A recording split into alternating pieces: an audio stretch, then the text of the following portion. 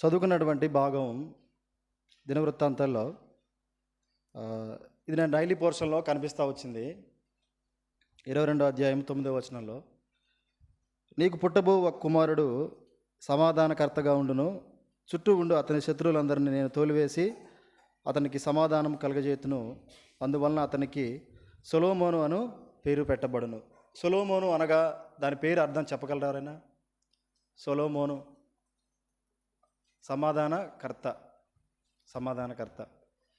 అయితే నాకు ఒక ఆలోచన వచ్చింది. ఏంటంటే, సొలొమోను సమాధానకర్తగా నుండును అని అంటే, బహుశా భౌతికంగా ఆ రాజ్య పరిపాలన చేసే క్రమంలో అక్కడ ఉన్నటువంటి ప్రజలందరికీ సమాధానాన్ని 100% కూడా చేశారని మనం చెప్పలేం. కానీ దేవుడు అక్కడ సొలొమోని రాస్తూ ఉన్నాడు. తన భవిష్యత్తుని గురించి ప్రవచనాత్మకంగా రాస్తున్నటువంటి మాట ఏంటంటే, అతను నీకు పుట్టబో ఒక కుమారుడు సమాధానకర్తగా ఉండును, చుట్టూ ఉండు అతని శత్రువులందరూ నేను తోలివేసి అతనికి సమాధానము కలుగజేతును. అంటే సమాధానకర్త సొలొమోన్ అని నేను 100% నేను అనుకోలేదు. మన జీవితాల్లో నుంచి మనం ఆలోచించగలిగితే ఆత్మీయమైనటువంటి కోణంలో సొలొమోను సమాధానకర్తగా కంటే ఒక రాజ్యాన్ని పరిపాలించాడని చెప్పుకోవచ్చు. దేవుని మందిరాన్ని భౌతికంగా నిర్మించే విషయంలో బాగా వాడబడ్డాడని చెప్పుకోవచ్చు. కానీ మన యొక్క ఆత్మీయమైనటువంటి జీవితాల్లో సొలొమోను కంటే ఇక్కడ ఒక మాట ఉంటుంది. లూకాసు వార్త 11వ అధ్యాయము 31వ వచనం. లూకాసు వార్త 11వ అధ్యాయం 31వ వచనం. 11వ అధ్యాయం 31వ వచనం.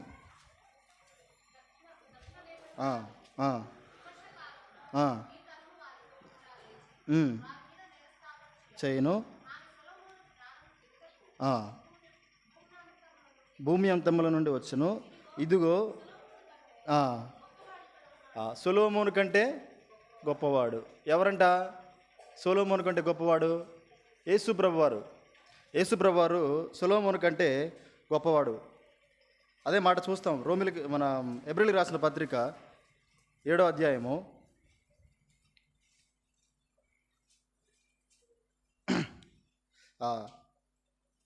2వ వచనం నుంచి చదువుకుందాం. ఎవడు కలిసికొని అతనిని ఆశీర్వదించును, ఎవనికి అబ్రహాము అన్నిటిలో 10వ వంతు ఇచ్చునో, ఆ షాలేము రాజును మహోన్నతుడగు దేవుని యాజకుడైన మెల్కీసెదెకు నిరంతరము యాజకుడుగా ఉన్నాడు. అతని పేరుకు మొదట నీతికి రాజనియు తరువాత సమాధానపు రాజనియు అర్థం ఇచ్చినట్టు షాలేము రాజని అర్థము. చూడండి, ఇక్కడ ఆయన దేనికై ఉన్నాడంట? సమాధానానికి, నీతికి రాజుగా ఉన్నట్లుగా మనం చూస్తూ ఉన్నాం. అంటే ఇక్కడ ఒక విషయాన్ని మనం అర్థం చేసుకోవాలి. రాయబడినటువంటి ఈ యొక్క దినవృత్తాంతాల గ్రంథం నుంచి మనం సొలొమోని తెలుసుకుంటూ వస్తూ ఉన్నాం. ఆయన రాజ్య పరిపాలన తెలుసుకుంటూ వస్తాం. దేవుడు అంత నమ్మదగిన వాడుగా ఉన్నాడు. మరి వారి యొక్క పాప క్రియలను బట్టి ఎవరికి ఎంత ఇవ్వాలో అంత ఇస్తా వస్తూ ఉన్నాడు. మరి దావీదు మందిరాన్ని కట్టించాలి, కానీ దేవుడు దావీదు చేత మందిరాన్ని కట్టించడానికి ఇష్టపడలేదు. ఎందుకు అనంటే, రక్తాన్ని చిందించిన కారణం చేత. అయితే మరి సమాధానకర్తగా యెహోవా దేవుడే ఉండొచ్చు కదా, మరి తండ్రి అయినటువంటి దేవుడే ఉండొచ్చు కదా. యేసుప్రభు వారిని ఎందుకు పంపించారు అని అంటే, హబక్కూకు గ్రంథం 1వ అధ్యాయం 13వ వచనంలో మనం చూస్తాం. మనుషులు ఎలా ఉంటా వచ్చారు? మనుషులు వారి యొక్క జీవితాలు ఎలా ఉంటా వచ్చాయి? ఆయన అలా ఉంటా వచ్చాడు. హబక్కూకు 1వ అధ్యాయము 13వ వచనం. నీ కను దృష్టి దుష్టత్వమును చూడలేనంత. దేవుని యొక్క దృష్టి ఎలా ఉందంటే, మనల్ని, అంటే దుష్టులుగా ఉన్నటువంటి మన దుష్టులుగా ఎలా ఉన్నామనంటే మనకు తెలుసు. మన దుష్టులుగా ఎలా ఉన్నామనంటే మన మొదటి స్థితి, మన పూర్వపు స్థితి, మనందరికంటే ఇంకా మొట్టమొదటి స్థితిలోకి మనం వెళ్తే ఆదాము అవ్వలు ఎలా తప్పిపోతా వచ్చారో మనకు తెలుసు. ఎలా తప్పిపోతా వచ్చారనంటే, సమాధానం కలిగినటువంటి దినాల్లో ఎవరికి ప్రాముఖ్యతనివ్వాలో, ఎవరి మాటను వినాలో ఆ మాటను విననటువంటి వారుగా వాళ్ళు దేవుని ఆజ్ఞను మీరుతూ పాపాన్ని చేసినటువంటి కారణం చేత సమాధానాన్ని కోల్పోతూ వచ్చారు. చూడండి, మొట్టమొదటిగా ఆదాము అవ్వకి పెద్ద ఒత్తిడి లేదు, భారం లేదు, ప్రశాంతంగా తోటలో ఉంటూ పెరుగుతూ వచ్చినటువంటి వాళ్ళు ఒక్కసారిగా దేవుణ్ణి కనబడలేనంత ఒత్తిడి. ఎంత భయంకరంగా ఉంటుందంటే, ఒక మనిషికి కనబడలేనటువంటి స్థితి, ఒక మనిషి ఫోన్ ఎత్తలేనటువంటి పరిస్థితి ఎవరికి వస్తుంది చెప్పండి? చాలా భయంకరమైన పరిస్థితి. మీరు అనుకుంటారు, కానీ కొంతమంది కస్టమర్స్ని చూస్తాం, అస్సలు ఫోన్ ఎత్తరు. మేము వెళ్ళి కనబడ్డ తర్వాత వాళ్ళు ఎంత రిలాక్స్ అవుతారంటే, ఇక మొత్తానికి వచ్చేసిండి, ఇక మొత్తాన్ని బయటపడిపోయినా ఇంకా నాకు ఈ ఒత్తిడి లేదు అని ఫ్రీ అయిపోతారు వాళ్ళు. అంటే చూడండి, ఒక మనిషి దగ్గర మనం దాచుకున్నటువంటి ఆ స్థితి, ఆ భారం ఒక్కసారిగా తొలగిపోతూ ఉంది. కానీ అప్పుడు వాళ్ళ యొక్క పాపపు స్థితిని బట్టి వాళ్ళ మీదకి హఠాత్తుగా సమాధానం లేనటువంటి స్థితి వచ్చింది. అంతవరకు తండ్రి అయినటువంటి దేవుడితో చక్కగా మరి ఆ చల్లబూట్న కలిసి బహుశా మరి చర్చించుకునే వాళ్ళు, మాట్లాడుకునే వాళ్ళేమో, చక్కటి జీవితాన్ని సహవాసాన్ని గడిపేటువంటి వారేమో. కానీ ఒక్కసారిగా వారి పాపపు జీవితాన్ని బట్టి ఆ దేవుడే వచ్చాడు, వారి యొక్క భారాన్ని ఏమైనా ఒప్పుకుంటారేమో అని పిలుస్తూ వచ్చాడు. అసలు పిలవాల్సిన అవసరమే లేదు దేవునికి. వాళ్ళ స్థితి తెలుసు, వాళ్ళు ఎలా తప్పు చేస్తూ వచ్చారో, సాతానికి అవకాశం ఇస్తూ వచ్చారో, వాళ్ళంతటా వాళ్ళుగా మరి సాతాను యొక్క చెరలో పడిపోతూ ఉన్నారో దేవుడు తెలిసినటువంటి వాడే. కానీ మరలా పిలిచాడు దేవుడు. పిలిచినప్పుడు ఒప్పుకున్నారా యథార్థంగా మనిషి అంటే? ఒప్పుకోలేదు కదా. ఒకరి మీద ఒకరు నేరాన్ని మోపుతా వచ్చారు. నేను పాపం చేశాను ప్రభువా, నన్ను క్షమించని చెప్పేటువంటి వారు లేరు. ఆదాము లేడు, అవ్వ లేదు. ఆదాము అవ్వ మీద నెట్టాడు, అవ్వ ఎవరి మీద నెట్టింది? పాము మీద నెట్టింది, సాతాను మీదకి నెట్టింది. దేవుడు నీకు ఒక మంచి సమాధానాన్ని, మంచి జీవితాన్ని, మహిమ కలిగినటువంటి జీవితాన్ని ఆనాడు ఇచ్చినటువంటి మరి ఆ పరిస్థితుల్లో ఆదాము చేసినటువంటి తప్పిదము ఈరోజు ఇక్కడికి వచ్చినటువంటి మనం కూడా మన పూర్వపు దినాల్లో చూస్తే సమాధానం లేనటువంటి వారుగా ఉంటా వచ్చాం. ఈ సమాధానాన్ని మనకివ్వడానికి సొలొమోను రాజు ఆనాడు పరిపాలించినటువంటి విధాన్ని బట్టి మనకెవరు కూడా సమాధానం రాలేదు. జ్ఞాపకం చేసుకున్నాను జాగ్రత్తగా. సొలొమోను పరిపాలన బట్టి అప్పుడున్న ప్రజలే వెట్టిచాకిరి చేయాల్సినటువంటి పరిస్థితి. ఎంతో ఒత్తిడితో వాళ్ళ దగ్గర సుంకాన్ని వసూలు చేసి దేవుని మందిరాన్ని కట్టించాలని, లేకపోతే ఇంకేదో చేయాలని, ఇంకా తన రాజ్యంలో ఉన్నటువంటి మరి ఎన్నో రకాలైనటువంటివి, దేశం ఎక్కడ ప్రపంచంలోనే గొప్పగా నా రాజ్యాన్ని తయారు చేయాలి, నా పేరు వినబడాలని సొలొమోను తాపత్రయపడుతూ వచ్చాడు తప్ప ప్రజల వరకు కూడా గొప్పగా సమాధానాన్ని మనం పొందినట్టుగా చూడలేము. అందుకే అక్కడ ఒక మాట ఉంటుంది, మొదటి రాజుల గ్రంథము 4వ అధ్యాయము 24వ వచనం. మొదటి రాజుల గ్రంథము 4వ అధ్యాయం 24వ వచనం.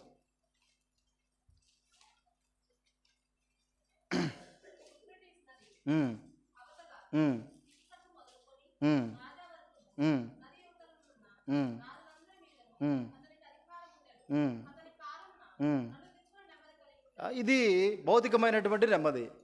ఏంటంటే వేరే రాజ్యం ఈ రాజ్యం మీదకి రావట్లేదు, ఒత్తిడి లేదు. ఇజ్రాయెల్ ప్రజలు అంతవరకు కూడా ఎలా ఉండేది అంటే ఆ రాజ్యం వచ్చేది, వాళ్ళ మీద యుద్ధం ప్రకటించాల్సి వచ్చేది. ఎంతో సమాధానం లేనటువంటి స్థితి, నెమ్మది లేనటువంటి స్థితి. దేనికి? శరీరానికి. ఆహారం లేదు, సరైనటువంటి గృహాల్లో నివసించేవారు కాదు. నిత్యం కూడా పరుగు, ఎక్కడ మన ప్రాణం పోతుందో, ఎక్కడ మన పిల్లల ప్రాణాలు పోతాయో, మన పరిస్థితి ఎలా తారుమారైపోతుందో అనేటువంటి నెమ్మది లేని స్థితిని సొలొమోను భౌతికంగా మారుస్తూ వచ్చాడు. కానీ ఆనాడు ఆదాము చేసినటువంటి పాపాన్ని బట్టి మహిమ కలిగినటువంటి మనిషి ఆ మహిమను కోల్పోయిన స్థితిని బట్టి, తన హృదయంలోకి వచ్చినటువంటి పాపాన్ని బట్టి మనిషి హృదయంలో నెమ్మది లేనటువంటి స్థితిలోకి వెళ్తూ వచ్చాడు. అప్పటి నుంచే ప్రారంభమైంది. దేవుడు భూమిని శపిస్తూ వచ్చాడు. ఆ భూమి నుంచి తనకు కావాల్సినటువంటి ఆహారాన్ని తీసుకున్న విషయంలో మనిషి ఎంతగానో ఆ భూమిలో శ్రమించాలి. నెమ్మది లేదు. వర్షం పడుతుందా పడదా, పంట సరిగా వస్తుందా రాదా, నెమ్మది లేదు. తన కుమారులు సరిగా పెరుగుతారా పెరగరా, నెమ్మది లేదు. నా కుటుంబం సరిగా దేవుల్లో మరి చక్కగా నడుస్తుందా లేదా, నెమ్మది లేదు. దేవునికి ఇష్టానుసారంగా జీవిస్తా, నెమ్మది. ఎందుకంటే ప్రతిదీ కూడా మనిషి తనంతటి తానుగా తన పవిత్రుడిగా ఉండడానికి ప్రయత్నం చేస్తూ రావాలి. సమాధానం లేనటువంటి స్థితిలో మనిషి జీవిస్తూ వచ్చాడు. ఇటువంటి స్థితిలో ఉన్నప్పుడు మరి ఆ దేవాది దేవుడు 2వ తెస్సలోనికలు 3వ అధ్యాయము 16వ వచనంలో ఆయన ఎటువంటి వాడుగా ఉన్నాడో మనం చూస్తాం. 3వ అధ్యాయము 16వ వచనం.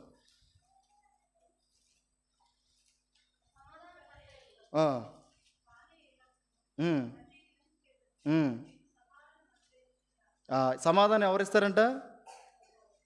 సమాధానకర్త యగు ప్రభువే తానే ఎల్లప్పుడూ ప్రతి విధము చేత మీకు సమాధానం కలుగజేసేవాడుగా ఉన్నాడు. యెషయా గ్రంథంలో ఒక మాట చూస్తాం, 45వ అధ్యాయము 7వ వచనం. యెషయా గ్రంథము 45వ అధ్యాయం 7వ వచనం.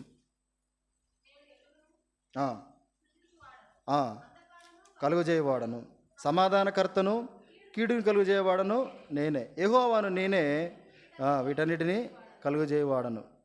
ఈ సమాధానం అంటామన్నమంటే ఎవరితో సమాధానం? ఏంటి సమాధానం? అది భౌతికమైనటువంటి సమాధానం. దేశాలపైన అక్కడ ఉన్న ప్రజలకు సమాధానం కలుగుతూ వచ్చింది సొలొమోను పరిపాలన వల్ల. కానీ సొలొమోనుకు అర్థమైనటువంటి సమాధానకర్త అనేటువంటి యేసుప్రభు వారి ద్వారా మనకు సమాధానం కలిగిందని మాట్లాడుతూ ఉన్నాం. దేని పట్ల మనకు సమాధానం కలిగింది? అయితే మనిషి ఎప్పుడో తప్పిపోయాడు. తప్పిపోయిన కారణం చేత యెషయా గ్రంథం 1వ అధ్యాయంలో ఒక మాట అంటాడు. ఇదే యెషయా గ్రంథంలో ఏం చేసామంటే మనం 2వ అధ్యాయంలో యెహోవా మాట్లాడుచున్నాడు, ఆకాశమా ఆలకించుము, భూమి చెవియొగ్గుము. నేను పిల్లలను పెంచి గొప్పవారిగా చేసి తిని వారు నా మీద తిరగబడి ఉంటే ఏమొస్తుంది చెప్పండి? వైరమే కదా. శత్రువులు, దేవుని మనం శత్రువులా చూసామంట. మరి దేవుడు మనల్ని ఎలా చూడాలి? శత్రువులనే చూడాలి. మరి ఎలా మన మధ్యలో సమాధానం ఏర్పడుతుంది? సమాధానం తీసుకురావడానికి ఎవరున్నారు? దేవునితోనే సమాధానం తీసుకురాగలిసినటువంటి మనిషి భూమి మీద ఎవరైనా ఉన్నారా? అంతటి పరిశుద్ధుడు. ఆయన స్పష్టంగా చెప్తా ఉన్నాడు ఏమని? ఆయన కనుదృష్టి దుష్టత్వమును చూడలేనంత పవిత్రమైనటువంటిది. ఏ దుష్టుడు వచ్చి మన మధ్యలో మధ్యవర్తిత్వం చేస్తాడు చెప్పండి? మనిషి చేసినటువంటి పాపం, తన హృదయంలో ఏర్పడినటువంటి అంధకారం, దేవునికి విరోధంగా ఉన్నటువంటి పరిస్థితులు ఎంత ఘోరంగా ఉన్నాయో ఆ భూమి, ఆ ఆకాశానికి దేవుడు చెప్తా ఉన్నాడు. సమాధానం లేకపోవడం ఏంటంటే, మనకు బాగా అర్థం కావాలంటే ఒక మాట తెలుస్తుంది. భార్య భర్తల్లో కొన్ని మార్లు భార్యకి ఇష్టం లేని పని చేసినప్పుడు ఇంట్లో నుంచి బయటకు వచ్చేటువంటి చాలా రకాలైనటువంటి సౌండ్స్. డోర్ మామూలుగా వేయచ్చు, కానీ ఆ సమయంలో ఎలా వస్తుందంటే డిటిఎస్ సౌండ్తో డోర్ పగిలిపోతూ ఉంటుంది.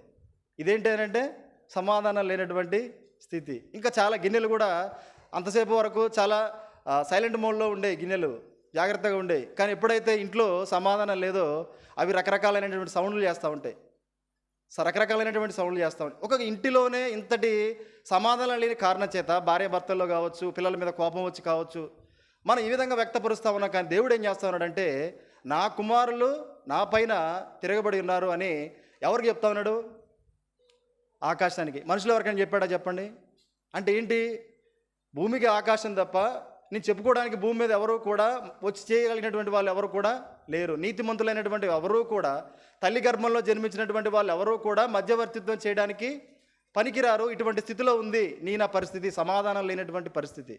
అక్కడ సొలొమోను దేవుడు ఏమంటా ఉన్నాడంటే సమాధానకర్త అంటా ఉన్నాడు. కానీ మన సొలొమోను, మన యేసు ప్రభు వారు సమాధానకర్తగా భూమి మీదకి వచ్చారు. 57వ అధ్యాయం, ఇదే యెషయా గ్రంథము,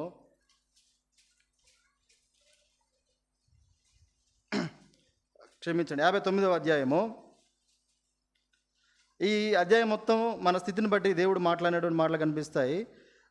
మొదటి అధ్యాయము మధ్య భాగం నుంచి మనం చదువుకుంటూ వెళ్తే, మీ దోషములు మీకును మీ దేవునికి అడ్డముగా వచ్చాను. దేవునికి మనకున్నది అడ్డం ఏంటంటే దోషాలే. ఈ దోషాలను బట్టి ఏం చేస్తా వచ్చామంటే, దేవుడు దుష్కార్యమును దుష్టత్వమును చూడలేనటువంటి గొప్ప దేవుడైతే నీ జీవితం నా జీవితం పూర్వం ఎలా ఉంటే వచ్చిందంటే, నోరు తెరిస్తే పాపం, చేయి లేపితే పాపపు క్రియలు చేయటమే తప్ప ఏం లేనటువంటి స్థితి. తెలిసి కొంతమంది, తెలియక కొంతమంది జీవించినటువంటి సమయాల్లో తెలిసిన తర్వాత కూడా అదే పాపాన్ని కొనసాగించేవారుగా మనం ఉంటా వచ్చాం. దేవుడు ఎవరో తెలిసిన తర్వాత కూడా దేవునికి విరోధంగా మన యొక్క జీవితాలు గడుపుతూ మన హృదయంలో ఎంతో పాపాన్ని లక్ష్యం చేసినటువంటి వారుగా మనం జీవిస్తూ వచ్చాం. అందుచేత ఆ పాపములు ఆయన ముఖమును మీకు మరుగుపరిచిన గనుక ఆయన ఆలకించలేనటువంటి పరిస్థితి. మీ చేతులు రక్తము చేతను, మీ వ్రేళ్ళు దోషము చేతను అపవిత్రపరచబడి ఉన్నవి. పవిత్రత లేనటువంటి మనిషి, సమాధానం లేదు, పవిత్రత లేదు. మీ పెదవులు అబద్ధములు ఆడుచున్నవి, మీ నాలుక కీడును బట్టి మాటలాడుచున్నవి. ఇది మన హృదయం. ఒకప్పుడు మన హృదయం ఎలా ఉందనంటే ఇటువంటి స్థితి కలిగినటువంటిది. వచ్చాము, రక్షణ పొందాము, దేవుడు తన సువార్తను ఆయన కృపను బట్టి ప్రకటిస్తూ వచ్చాడు. కానీ నీకు నాకు మరుగున దాచబడి ఉన్నటువంటి మన పూర్వపు స్థితి ఏంటంటే ఇదే మన స్థితి. ఆనాడు ఉన్నటువంటి అక్కడ ఉన్నటువంటి ఇజ్రాయెల్ ప్రజలకు వచ్చి రాసినటువంటి మాటలైనా సరే దేవుడు ప్రవచనాత్మకంగా చాలా మాటలు రాయిస్తూ వచ్చాడు. తన బిడ్డలు ఒకానొకప్పుడు అవిధేయులై జీవిస్తూ ఉన్నప్పుడు ఎలాంటి స్థితిని హృదయంలో కలిగి ఉంటారనేటువంటి మాటలు దేవుడు రాయిస్తూ వచ్చాడు. నీతిని బట్టి ఎవడను సాక్ష్యం పలకడు. నీతే లేదన్నమాట మనిషిలో, మనిషి హృదయంలో నీతే లేదు. సత్యమును బట్టి ఎవడను కూడా వ్యాజ్యం అంటే మనుషులు ఎలా ఉన్నారు? అవినీతి పరులుగా, సత్యం లేక అసత్యంలో జీవిస్తూ, కాని వాటిని పూజిస్తూ, కాని వాటిని విగ్రహాలు చేసుకుంటూ, కాని వాటిని ఆరాధిస్తూ, కాని వాటికి విలువనిస్తూ, దేవుని పక్కన పెట్టి దేవుళ్ళు కానటువంటి వారికి లేదా మనుషులను పూజిస్తూ దేవుని ఎంతగానో బాధకు గురి చేసినటువంటి మనుషుల యొక్క హృదయాలు ఈ విధంగా తయారయ్యాయి. ఆ తర్వాత చెడును గర్భము ధరించి అందరూ వ్యర్థమైన దాన్ని నమ్ముకొని మోసపు మాటలు పలుకుదురు. ఎవరంట? అందరూ, ఒక్కరు కాదు, అందరూ, ఇజ్రాయెల్ ప్రజలే కాదు, ఈ భూమి మీద ఉన్నటువంటి ప్రతి ప్రజలు కూడా ఏం చేస్తారంట? అందరూ వ్యర్థమైన దాన్ని నమ్ముకొని, వ్యర్థమైన దాన్ని నీ జీవితంలో నా జీవితంలో పూర్వం ఏముందో మనకు తెలుసు. వ్యర్థమైన వాటన్నిటిని కూడా మన హృదయంలో ఉంచుకొని మోసపు మాటలు పలికినటువంటి జీవితం మంది. ఇటువంటి జీవితంలో నుంచి బయటికి తీసుకురావడానికి దేవుడు మనుషులను వాడుకోలేకపోతా ఉన్నాడు. మనుషులు ఎవరు కనిపించట్లేదు. కానీ మనకి దేవునికి మధ్యలో సమాధానాన్ని ఏర్పరచాలి. అది సొలొమోను వల్ల సాధ్యమయ్యేది కాదు. ఎందుకంటే సొలొమోను నెహెమ్యా 13 అధ్యాయంలో అంటాడు, నెహెమ్యా గ్రంథము 13 అధ్యాయము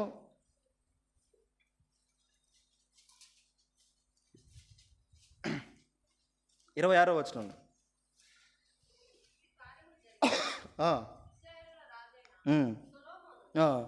పాపము చేయలేదా?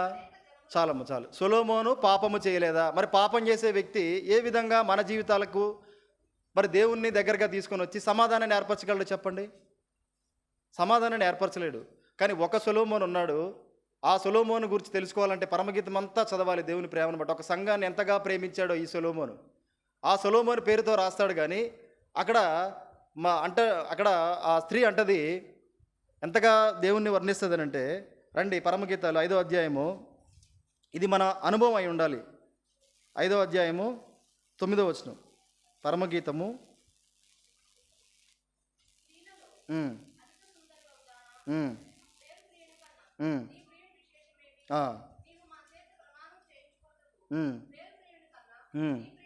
విశేషమేమి ఈనాడు? చాలా ఒక్క నిమిషం ఆగుదాం. స్త్రీలలో అధిక సుందర వగుదాన వేరు ప్రియుని కన్నా నీ ప్రియుని విశేషమేమి. బహుశా స్త్రీలలో అధిక సుందర వగుదాన అని మనం ఆ స్థితికి వచ్చామో లేదో తెలియదు సంఘం. కానీ దేవుడు అయితే మనతో మాట్లాడుతున్నది ఏంటంటే, ఇటువంటి ఒక సందర్భం వచ్చినప్పుడు నువ్వు నీ ప్రభువుని ఏ విధంగా ఆరాధిస్తావు, నీ హృదయంలో దేవుణ్ణి ఎంతగా నువ్వు బలంగా నీ హృదయంలో నువ్వు దేవునికి ఇచ్చేటువంటి స్థానాన్ని బట్టి తనను ఆరాధించేటువంటి హృదయం కలిగి ఉన్నటువంటి మాటను మనం జ్ఞాపకం చేసుకుంటూ రావాలి. నీ వేరు ప్రియుని కన్నా నీ ప్రియుని విశేషమేమి? నీవు మా చేత ప్రమాణం చేయించుకున్నటకు వేరు ప్రియుని కన్నా నీ ప్రియుని విశేషమేమి? చెప్తాను చూడండి. ఇక ప్రియురాలు, నా ప్రియుడు ధవలవర్ణుడు, రత్నవర్ణుడు, 10,000 మంది పురుషులలో అతన్ని. ఇది చదువుకుంటూ వెళ్తా ఉంటే యేసుప్రభు వారి యొక్క ఔన్నత్యం, ఆయన గొప్పతనం, ఆయన పరిశుద్ధత, ఆయన యొక్క ప్రేమ అంతా కూడా ఆ స్త్రీ వర్ణిస్తూ వస్తుంది. ఈనాడు నీ జీవితంలో నా జీవితంలో కూడా దేవుడు ఎగ్జాక్ట్గా ఇంతటి గొప్ప స్థానాన్ని పొందినటువంటి వాడుగా దేవుడు ఉంటా వచ్చాడు. ఎవరంటే ఆయన సమాధానకర్త సొలొమోను. సొలొమోనుకి మరొక పేరుంది, తెలుసు కదా? ఏం పేరు? అనగా ఎదిద్య అనగా బహుప్రియుడు. ఎదిద్య అనగా బహుప్రియుడు. చూడండి, దేవుడు యేసుప్రభుని గురించి ఒక మాట అంటాడు. మిగతా వారిని ఎవరిని గురించి కూడా అంత మాటలు మనం మాట్లాడంగా బైబిల్లో చూడం. ఏమంటాడనంటే, ఈయన నా ప్రియకుమారుడు, ఈయన యందు నేను ఆనందించున్నాడు. ఎందుకు ఆయన ప్రియకుమారుడు అవుతా వచ్చాడనంటే, ఆయన యేసుప్రభు వారు కాబట్టి. ఎందుకు యేసుప్రభు వారు ప్రియకుమారుడు అవుతా వచ్చాడనంటే, ఆయన మాత్రమే ఈ భూమి మీదకి మనుష్య కుమారుడిగా వచ్చి ఆయన వదిలిపెట్టలేనటువంటి ఆ పరమస్థానాన్ని కూడా వదిలిపెట్టి పాపైనటువంటి మనిషిని జ్ఞాపకం చేసుకోవడానికి ఏమాత్రం కూడా మరి విలువలేనటువంటి మనిషిని దేవుడు జ్ఞాపకం చేసుకుంటూ వచ్చాడు. ఒకసారి ఆలోచించుకుంటే మన జీవితాలు ఎంత ఘోరమైనటువంటి దుష్టత్వంలో ఉన్నాయి. ఒక మనిషి ఇంకొక మనిషి గురించి చెప్పాలంటే బహుశా చెప్పలేడేమో, కానీ మన హృదయాన్ని మనం ఆలోచించుకుంటే ఎంత ఘోరమైనటువంటి పాపులుగా ఉంటా వచ్చాం. అసలు దేవుడు ఏ విధంగా మన వైపు చూస్తాడు? ఆయనకి మనకి ఏ విధంగా సంధి కుదురుతుంది? అందుకే చదివిన యెషయా గ్రంథంలో 59వ అధ్యాయంలో ఒక మాట రాశాడు దేవుడు. 16వ వచనం, సంరక్షకుడు లేకపోవుట ఆయన చూచెను, మధ్యవర్తి లేకుండా చూచి ఆశ్చర్యపడాను. కాబట్టి ఆయన బాహు ఆయనకు సహాయం చేశాడు. ఆయన బాహు యేసుప్రభు వారు. ఆయన ఏం చేస్తూ వచ్చాడంటే మధ్యవర్తిగా ఉండడానికి ఇష్టపడి ఈ భూమి మీదకి వస్తూ వచ్చాడు. ఎవరు అంటే పరిశుద్ధుడు, పాపం చేయలే. సొలొమోనులాగా గొప్పవాడు సొలొమోను కంటే. సొలొమోనులో పాపం ఉంది, అవిధేయత ఉంది, తప్పిపోయాడు. కానీ ఈ సొలొమోను, ఈ సమాధానకర్త, ఈ దేవునికి ఇష్టమైనటువంటి ఈ ప్రియుడైనటువంటి యేసు ప్రభు వారు ఈ భూమి మీదకి వచ్చారు. ఆయనలో పాపం లేదు. నాలో పాపం ఉన్నదని ఎవరైనా స్థాపించగలరా అని సవాల్ చేసినటువంటి గొప్ప దేవుడు యేసు ప్రభు వారు. ఆయనలో గొప్పతనాన్ని చూసినప్పుడు అసలు మన పాపపు జీవితాన్ని జ్ఞాపకం చేసుకోవడానికి మనం ఏ పాటి వారం అని అంటే కేవలం ఏంటంటే ఆయన కృప, అంతే. ఆయన కృప కాబట్టి మనం ఆయన రక్తంలో కడగబడి ఈనాడు పరిశుద్ధులుగా ఇక్కడ ఉన్నామని ప్రభుని ఆరాధించాలి. అందుకే ఆ సొలొమతి ఆ యొక్క ప్రియుని ఎంతగా వర్ణిస్తూ ఉందంటే, ఆయన ధవలవర్ణుడు, రత్నవర్ణుడు, 10,000 మందిలో కూడా ఆయన ఎవరంట? అంత గొప్పగా దేవుని వర్ణిస్తుంది. ఎందుకనంటే సొలొమోను రాజుపరంగా ఆలోచించినప్పుడే ఆయన ఒక సింహాసనం మీద ఉండాల్సినటువంటి వ్యక్తి గొర్రెల కాపరిగా వచ్చి తనను ప్రేమించి తనతో మంచి మాటలు చెప్పి తన ప్రేమ ద్వారా వశపరుచుకున్నటువంటి ఇహలోక సంబంధమైన రాజునే ఆ సొలొమతి అంతగా ఆరాధిస్తూ ఉంటే, అక్కడ ఉన్నటువంటి దేవుడు, పరిశుద్ధుడైనటువంటి దేవుడు, పనికి మాలినటువంటి మనల్ని జ్ఞాపకం చేసుకుంటూ వచ్చాడు. ఎదురు తిరిగిన వారం, తెలిసి ఎదురు తిరిగినటువంటి వారం, మనలో ఏ నీతి లేదు, ఏ సత్యాన్ని ఆధారం చేసుకున్నటువంటి వాళ్ళం, అబద్ధం తప్పితే ఏం మాట్లాడినటువంటి వారం, మోసం తప్పితే ఏం చేయనటువంటి వారం. కానీ దేవుడు నిన్ను నన్ను జ్ఞాపకం చేసుకుంటూ వచ్చాడు. నీకు నాకు తండ్రి అయినటువంటి దేవుడితో సమాధానం ఏర్పాటు చేస్తూ వచ్చాడు. ఇది ఆషామాషిగా జరిగినటువంటిది కాదండి. దేవుడు ఈ భూమి మీదకి వచ్చిన తర్వాత, ప్రభువా నీ భూమి మీదకి వచ్చాను, మనుషులకు చాలా బలహీనతలు ఉన్నాయి. ఎప్పటి నుంచేనంటే ఆదాము కాలం నుంచే మనుషులకు చాలా బలహీనతలు ఉన్నాయి ప్రభువా. టీవీ లాగుతుంది, లోకం లాగుతుంది, బంధువులు లాగుతారు, డబ్బు లాగుద్ది, బిల్డింగ్స్ లాగుతాయి, కార్లు లాగుతాయి, అన్నీ లాగేస్తాయి. చాలా కష్టమని దేవుడు అనలా. ఇష్టంగా భూమి మీద 33.5 సంవత్సరాలు పరిశుద్ధుడిగా ప్రతి బలహీనతలో, పేదరికంలో యేసుప్రభువారు జీవిస్తూ వచ్చారు. ఆయన జీవించినంత కఠినమైనటువంటి పేదరికంలో, ఇబ్బందికరమైనటువంటి పరిస్థితుల్లో ఎవరు కూడా జీవించలేదు. నేను ఎవరం కూడా అనడానికి అవసరం లేదు. ప్రభువా నువ్వు మాకులాగా జీవిస్తే తెలుస్తుంది అనే యేసుప్రభువారు అనడానికి ఎవరు కూడా పనిచేయలేరు. ఎందుకు అలా జీవించాల్సి వచ్చిందనంటే నేను అటువంటి ప్రశ్న వేస్తాం. ఎందుకంటే ఇదివరకే మనం ప్రభు మీద ఎదురు తిరిగినటువంటి వాళ్ళం. ఆ విధంగానే మన ఇద్దరి మధ్యలో సంధి చేయడానికి యేసుప్రభువారు వచ్చారు. మన మధ్యలో ఏం మంచిగా లేదు, గడ్డేస్తే బొగ్గుమనేంతగా మన మధ్యలో వైరం ఉంది. యేసుప్రభువారి భూమి మీదకి రాకుండా తీర్పు తీర్చాల్సినటువంటి పరిస్థితి వస్తే, ఆయన మీదకి తీర్పు కాకుండా మన మీదకి తీర్పు రావాల్సి వస్తే ఏనాడో మనం లయం కావాల్సినటువంటి వారము. కానీ దేవుడు అలా కానీలే. ఆ సొలొమోను ద్వారా సింహాసనం స్థాపిస్తానని, సమాధానకర్తగా ఉంచుతానని, విశ్రాంతిని ఇస్తానని, మందిరంగా ఏర్పాటు చేసే దానికి తనను వాడుకుంటానని చెప్పిన దేవుడు ఈ సొలొమోను అనేటువంటి పరమ సొలొమోను అనేటువంటి యేసుప్రభువారి ద్వారా, ఆయన ద్వారా చెప్పినవన్నీ కూడా మన జీవితాల్లో చేస్తూ వచ్చాడు. సమాధానకర్తగా ఉంచుతానని చెప్పాడు, సమాధానాన్ని వాళ్ళ జీవితాల్లో ఇస్తానని చెప్పాడు. అదే కదా చూస్తాం రండి. 1 కొరింథీ 7వ అధ్యాయము 15వ వచనం. 1 కొరింథీ 7వ అధ్యాయము 15వ వచనం.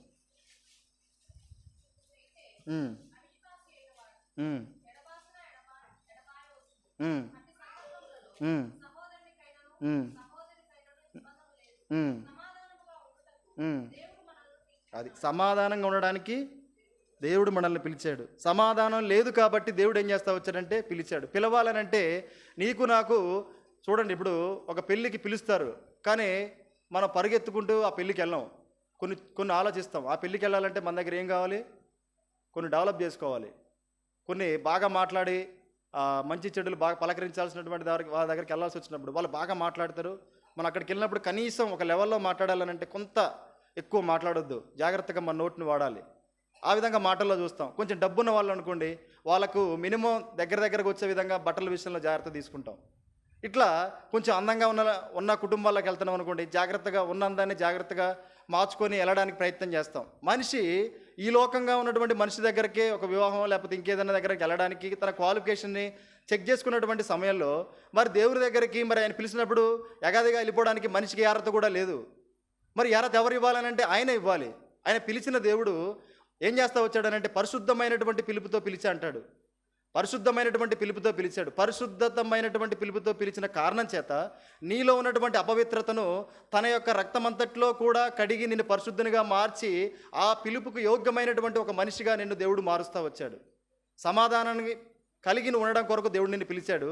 ఆ సమాధానం నీకు ఇవ్వడానికి దేవుడు పరిశుద్ధమైనటువంటి స్థితిలో నిన్ను మార్చి ఆ సమాధానం నీకు ఇచ్చినట్టుగా మనం చూస్తాం. ఎఫెసీయులకు రాసిన పత్రిక 2వ అధ్యాయము 13-16 వచనాల్లో 13 నుంచి 16 మనం చదువుకుంటూ వెళ్తే, ఎఫెసీ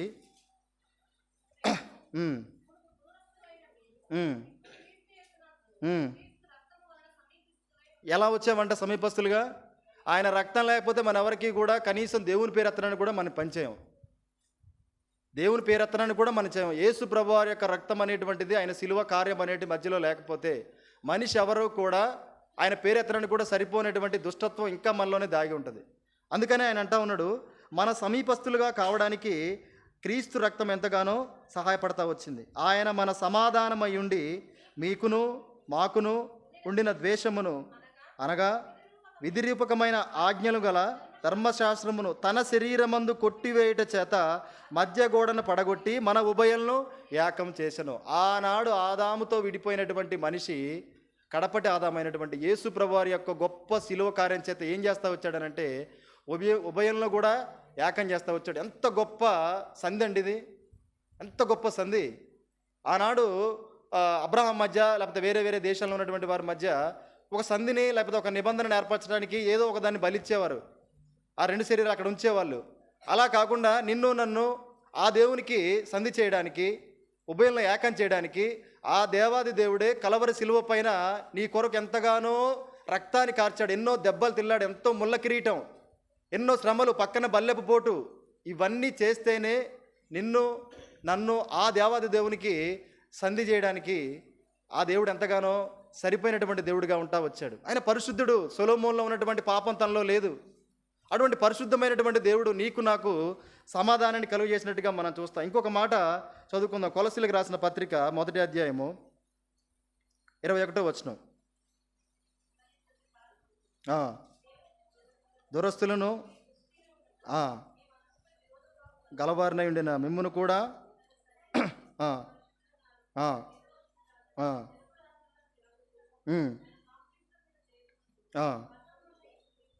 మరణము వలన, రక్తము వలన, మరణము వలన ఏం చేస్తా వచ్చాడు?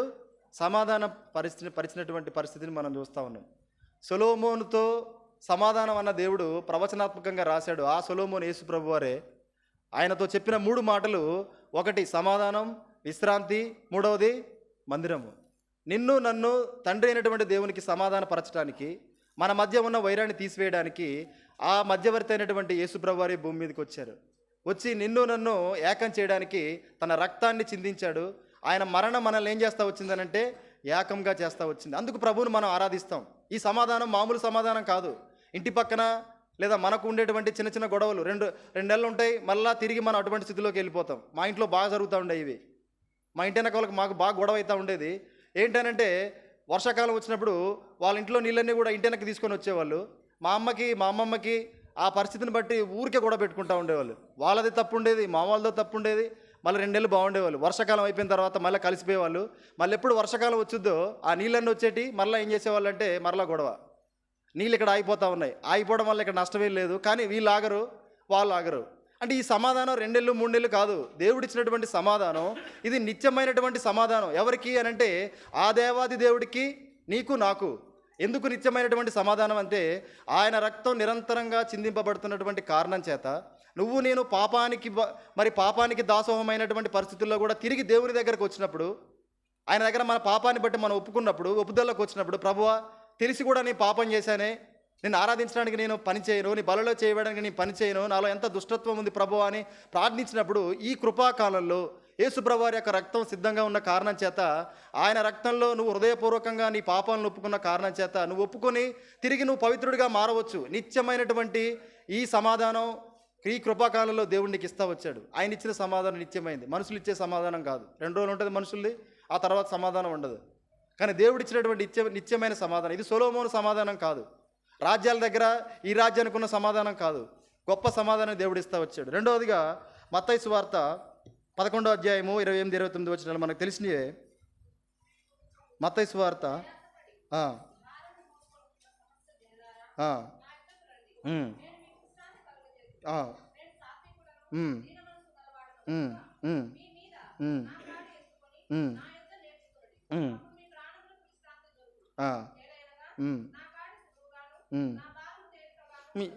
చూడండి, ఇక్కడ 30వ వచనంలో చూస్తే దేవుడు నొక్కి మరీ చెప్తా ఉన్నట్టు అనిపిస్తూ ఉంది. ఎలా అనగా నా కాడి సులువుగాను నా భారం తేలిగ్గా. నా కాడి నా సులువు తేలిగ్గా ఉంది అని చెప్తా ఉన్నాడంటే, ఇంతకుముందు మనం బరువు గలదేదో వాడాము, బరువు గలదేదో మోసుకుంటా వచ్చాం. ఏదో కాదు, అది పాప భారమే, దాన్ని నాకు ఇచ్చేయండి అంటా ఉన్నాడు దేవుడు.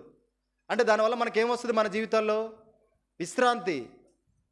దానివల్ల మనకి విశ్రాంతి వస్తుంది. ఇది ఎవరు కూడా తీసుకొని మనకి విశ్రాంతిని ఇవ్వలేరు. సృష్టి దేవుడు కలుగజేసి ఏం చేశాడు? చివరి దినమున 7వ దినమున ఏం చేస్తా వచ్చాడు దేవుడు? విశ్రమించను అని ఆదికాండంలో మనం చూస్తాం. అలా విశ్రమించాడో లేదో దేవుడు, వెంటనే మనిషి ఏం చేస్తాడు చెప్పండి? పాపాన్ని చేశాడు. దేవుడికి విశ్రాంతి ఉందా? మరలా ఏం చేశాడు దేవుడు?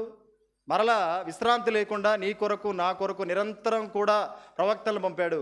దేవుని మాటను పంపుతా వచ్చాడు, దూతలను పంపుతా వచ్చాడు. ఎందుకనంటే మనిషిని బాగు చేయాలి. మనిషిని నేను మనిషి మళ్ళీ తిరిగి మళ్ళీ కలిసిపోవాలి, ఉభయంలో ఏకం కావాలి, ఆనాడు ఉన్నటువంటి స్థితి మళ్ళీ తిరిగి కలిగి ఉండాలి అని దేవుడు విశ్రాంతిలోకి పోకుండా నీకు నాకు విశ్రాంతి ఇవ్వడానికి ఆహారనిశలు నీ గురించి నా గురించే దేవుడు ఆలోచించి ఇదంతా జరగట్లేదు. ఈ ప్రవక్తలు, ఈ దూతలు ఇవేమీ జరగట్లేదు. నేనే నా ప్రియకుమారుడైనటువంటి నాకిష్టడైనటువంటి నా ప్రియకుమారుడు ఈ భూమి మీదకి వెళ్ళాలి, వాళ్ళ పాప భారం అంతా కూడా ఆయన మోయాలి, ఆయన మోసి వాళ్ళకి విశ్రాంతి కలుగజేయాలి. ఒకప్పుడు మన జీవితంలో విశ్రాంతి లేదు, పాపాలు దాచుకున్నటువంటి వారుగా ఉంటా వచ్చాం. మనకంటే ముందున్న వాళ్ళు ధర్మశాస్త్రాన్ని బట్టి పాపాలు కప్పుకున్న వారుగా ఉంటా వచ్చారు. మనం పాపాలను దాచుకుంటున్నటువంటి స్థితిలో ఉంటా వచ్చాం. ఎప్పుడైతే యేసు ప్రభు యొక్క రక్తంలో కడగబడ్డామనేటువంటి స్థితిలోకి వచ్చామో, ఆయన రక్తంలో మనకు విశ్రాంతినిచ్చేటువంటి శక్తి ఉంది. ఆ శక్తిని బట్టి, ఆ రక్తంలో మనకున్నటువంటి గొప్ప సౌలభ్యతను బట్టి మనం మంచి విశ్రాంతిలోకి వచ్చినట్టుగా మనం చూస్తాం. అందుకే కదా చూస్తాం, యోహాను సువార్త 14వ అధ్యాయం 27వ వచనం. 14వ అధ్యాయము 27వ వచనం.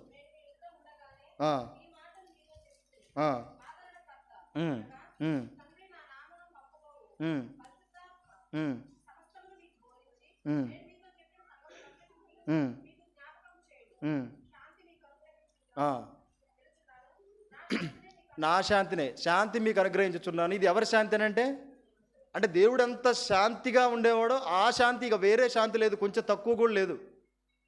యేసు ప్రభువారు ఏ శాంతినైతే అనుభవిస్తూ వచ్చారో అదే శాంతి మనిషికి ఇచ్చాడు. యేసు ప్రభువారికి ఉన్న క్వాలిటీ ఏదైనా మన జీవితాల్లో ఉందా? ఎందుకు ప్రభువుని మనం ఆరాధించాలి? ఆయన ఎందుకు మన దగ్గర నుంచి ఆరాధన కోరుకుంటాడంటే, పనికి మాలినటువంటి వారం అండి, పనికి మాలినటువంటి జీవితాలు జీవించిన వారము. అసలు ఏమాత్రం కూడా ఇటువంటి పరిశుద్ధాలయంలో కూర్చొని అంత గొప్ప పరిశుద్ధిని ఆరాధించగలిగేటువంటి ఏ విధమైనటువంటి ఆధిక్యత లేనటువంటి వారము. ఆయనకు అవసరమా మనల్ని పిలుచుకొని ఈ విధంగా మనల్ని పవిత్రపరిచి మన ద్వారా ఆరాధన కోరుకోవాలని?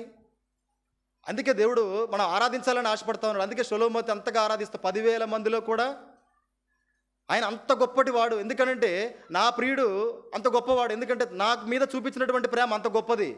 ఏం ప్రేమ చూపించాడు చెప్పండి? 4 మాటలు మాట్లాడాడు వాళ్ళు గొర్రెలు మేపుకునే సమయంలో. కానీ ఈ ప్రియుడు ఏం చేశాడు చెప్పండి? నీ కొరకు నువ్వు పడాల్సినటువంటి ప్రతి శ్రమను కూడా ఆ కలవరి శిలువ పైన ఉమ్మి వేయించుకున్నాడు. మనం ఉమ్మి కాదు, మనం చేసిన తప్పును బట్టి ఒక మాట పడాలంటే పడం. ఒక మాట మన తప్పును బట్టే మనం ఒక మాట పడం. ఇది మన జీవితం ఒకప్పుడు. కానీ దేవుడు ఆయన ఏ తప్పు చేయలేదు, ఆయనలో ఏ పాపం లేదు. ఆయన అసలు తీర్పుకి అక్కడ నిలబడాల్సిన వ్యక్తే కాదు. నువ్వు నేను ఆ తీర్పులో నిలబడాలి, ఆ తీర్పులో మనం చనిపోవాలి. కానీ యేసు ప్రభు వారు ఏ తప్పు చేయకుండా అక్కడ ఒక నేరం చేసినటువంటి వాడిగా నిందను మోస్తూ మన పాప భారానంతా మోసి నా శాంతి వారికి ఇవ్వాలి, నా శాంతే వారికి ఇవ్వాలి. వాళ్ళకి ఇంకొకటి లేదు. నేను ఎంత శాంతిగా ఉంటానో అంత శాంతిని నా బిడ్డలకు ఇవ్వాలి. అందును బట్టి రెండవదిగా మన ప్రభుని ఆరాధిస్తాం. ఇది సొలొమోను ఇచ్చేది కాదు ఈ శాంతి, ఆ సొలొమోను అనేటువంటి యేసు ప్రభు వారు ఇచ్చినటువంటి శాంతి. చివరిగా మందిరాన్ని గురించి మనం మాట్లాడతాం. ఎఫెసీలకు రాసిన పత్రిక 2వ అధ్యాయము 19వ వచనం.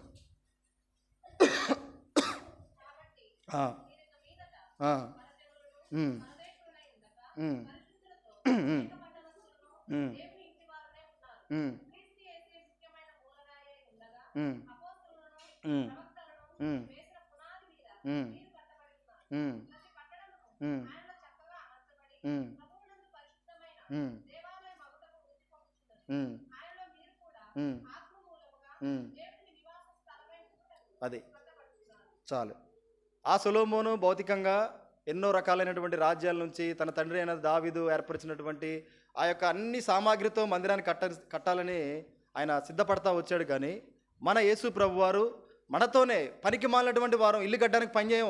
మనం దేవునికి మందిరాలుగా ఉండగలమా? మనం మందిరాలుగా లేనటువంటి ప్రతి మనిషిని దేవుడు పిలుచుకొని ఎవరిలో ఏ కొరత ఉందో, ఎటువంటి అవిధేయత ఉన్నారో, ఎటువంటి అపవిత్రతతో ఉన్నారో, ఇటువంటి పరిస్థితిలో ప్రతి మనిషిని కూడా ఒక ఇల్లు కట్టేటప్పుడు ఒక తాపి మేస్త్రి ఏ విధంగానైతే అవసరం లేని దాన్ని తీసేస్తూ ఉంటాడు, చక్కగా గోడను కట్టుకుంటూ తీసుకొని వెళ్తాడో, నీలో అవసరం లేనటువంటి నీ చెడునంతా కూడా దేవుడు తీసివేసి ఒక మంచి ఆలయంగా, ఎవరికి ఆలయంగా?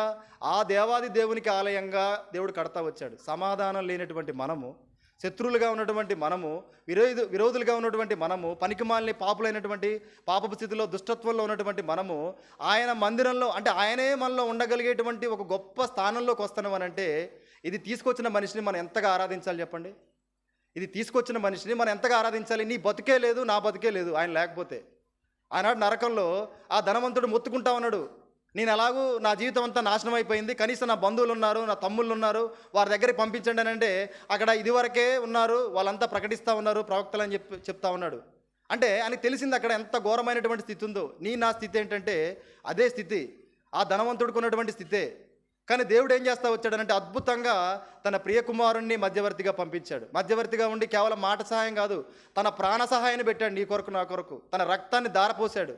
మాట చెప్పలే, క్రియలన్నీ చేస్తా వచ్చాడు నీ కొరకు నా కొరకు. ప్రభువా, ఇగో నీ బిడ్డలు పాపంలో ఉన్నారు, వాళ్ళ పాప భారమంతా నేను తీసుకుంటా ఉన్నాను, వాళ్ళలో పాపం లేకుండా చేస్తా ఉన్నాను, నువ్వు నాకు ఇచ్చిన శాంతిని వాళ్ళకి ఇస్తా ఉన్నాను, ఇక నువ్వు వాళ్ళ పాపులుగా చూడకు, నీతో కలుపుకో, ఉభయులుగా చేసుకో, సమాధానపరచని దేవుడు సమాధానపరిచాడు. వాళ్ళలో నువ్వు ఉండు అని ప్రతి ఒక్కరిని కూడా, ఈ బ్రదర్లో ఇలాంటి స్థితి ఉంది, నేను తీసివేశాను, నా దగ్గరకు వచ్చాడు, నేను తీసివేశాను, మంచిగా కడతా ఉన్నాను ప్రభువా, నువ్వు ఈ ఆలయంలో ఉండు అని మనందరినీ కూడా దేవుని ఆలయంగా మారుస్తూ ఉన్నాడు. ఇటువంటి జీవితాలు కలిగిన వారిని యేసుప్రభు వారు ఇంత గొప్పగా మారుస్తూ వచ్చాడు. మరొకసారి చివరిగా మొట్టమొదటి చదివినటువంటి మొదటి దినవృత్తాంతములు 22వ అధ్యాయం చదువుకొని ముగించుకుందాం. మొదటి దినవృత్తాంతములు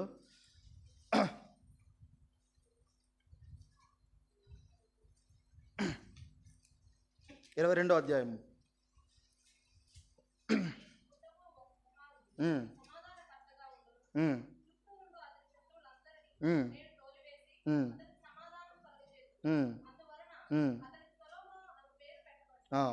అతని దినములలో ఇశ్రాయేలుకు సమాధానమును విశ్రాంతియు దయచేను. అతని నా నామమునకు ఒక మందిరమును కట్టించును.